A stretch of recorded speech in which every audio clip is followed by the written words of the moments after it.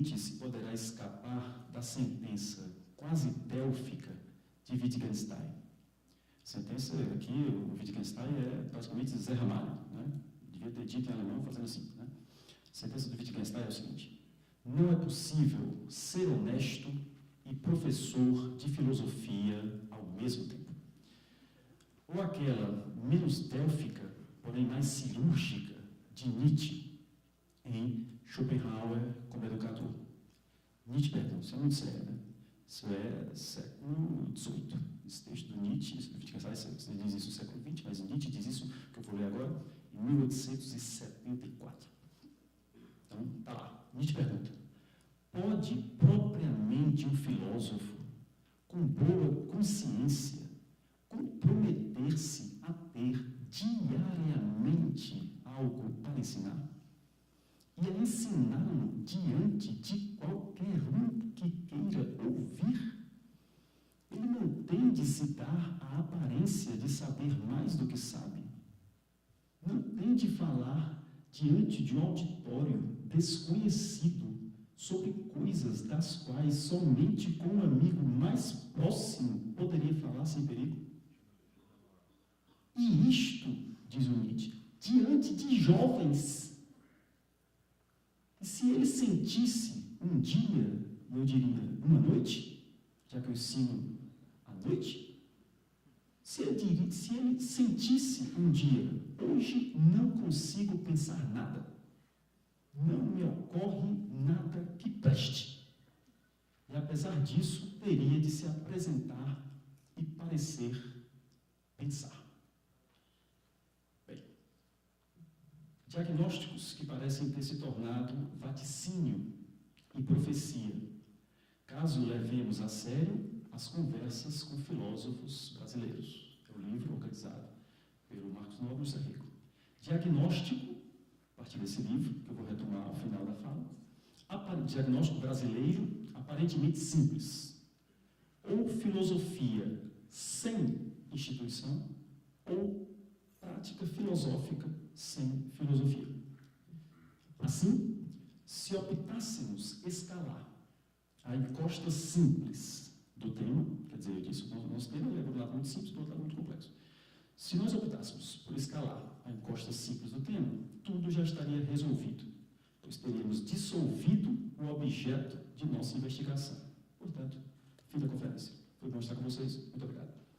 Se nós escolhêssemos essa via, né? De fato, o objeto estaria dissolvido. Filosofia na prática, né? Ou uma ou outra.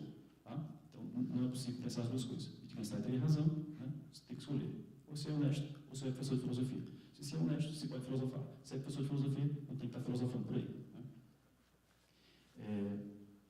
Por outro lado, e agora vem a parte mais complexa, por outro lado, nosso tema é excessivamente complexo. Isso parece uma hora da filosofia do Fabiano, sábado, 2h30, rádio universitária.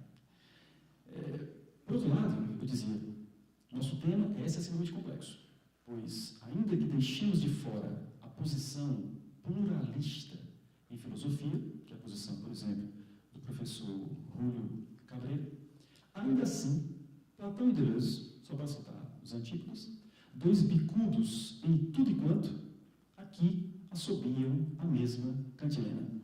A filosofia começa quando muda o ator do drama. E desta forma, com o mesmo texto, temos, ou teríamos, uma nova peça. Ironia platônica e humor deleuziano, sem dúvida. Mas é numa dissidência, como afirma Manuel Buchan, filósofo, trabalha no TRT, sétima vara, se não me engano, conheci a partir do Henrique, obrigado Henrique. É numa dissidência, como afirma Manuel Buchan, que esta história se inicia ou que essa geografia se traça. É todo um território que se teria que explorar, toda uma história que importaria revisitar. Talvez esse percurso, talvez essa rememoração, talvez coisa de velho, ou da velhice, como admite o francês, Deleuze, que é a filosofia, primeiro parágrafo.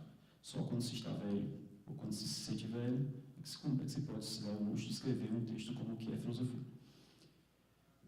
Para o grego, Platão, coisa das mais sérias, que parte de uma admiração profunda, está no teeteto, e em que se joga nada menos com a viabilidade de uma boa morte, está no Fédon.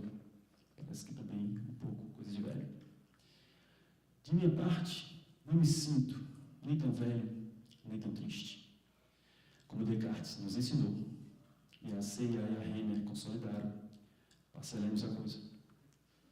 Primeiro, como tem sido, e é disso que eu quero falar, como tem sido a relação entre a filosofia e a sua prática até a consolidação das universidades. Você vê que estudante de filosofia é bem prepotente, né? Vou falar só da filosofia, desde que ela começou até a consolidação das universidades. Tá? Tentar fazer isso. Tá? Vamos ver. Segundo, como essa relação entre filosofia e a sua prática, tem sido entre nós, no Brasil. Gostaria de tentar.